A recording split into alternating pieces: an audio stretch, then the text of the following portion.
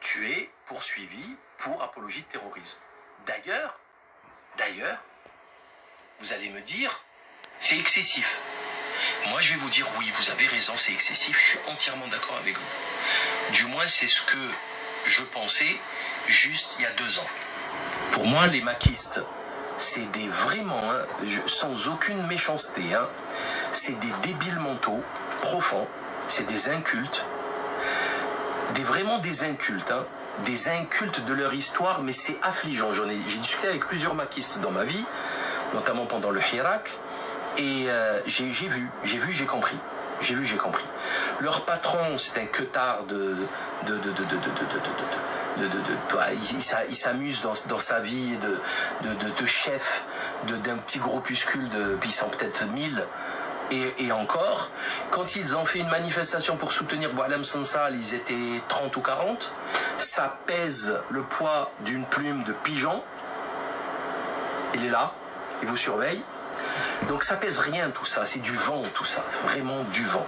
Sauf que maintenant qu'ils se sont mis du côté de Tel Aviv contre Gaza, là c'est pire que du terrorisme. Là maintenant vous êtes des terroristes sionistes et des génocidaires. Donc là maintenant, il faut choisir son camp. Choisis ton camp, camarade.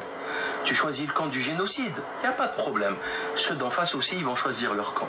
Donc maintenant, il faut assumer, il faut aller jusqu'au bout. Et ce que je voulais vous rajouter, c'est que la France aujourd'hui est le pays qui, avec la Russie, qui attaque le plus pour apologie de terrorisme. Je rappelle qu'en France, déjà, Vincent Renoir, prison, délit d'opinion, délit d'opinion politique, Vincent Renoir. Il y a l'autre qui est parti en prison, Hervé Ryssen. Il y a eu aussi, même si c'était pas pour ça, mais il y a eu aussi Johan Livernet qui a fait de la prison pour ça.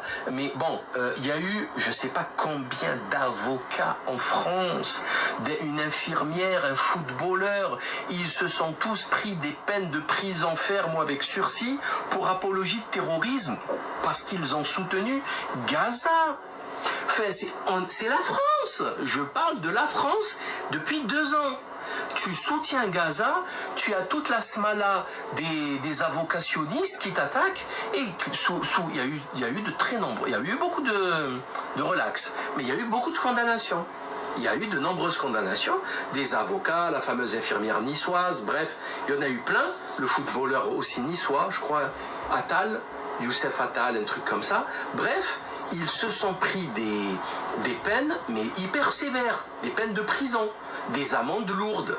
Donc, comment vous pouvez faire la leçon à l'Algérie, alors que en Algérie, ces condamnations, elles se comptent pas sur les doigts d'une main, mais elles sont rares.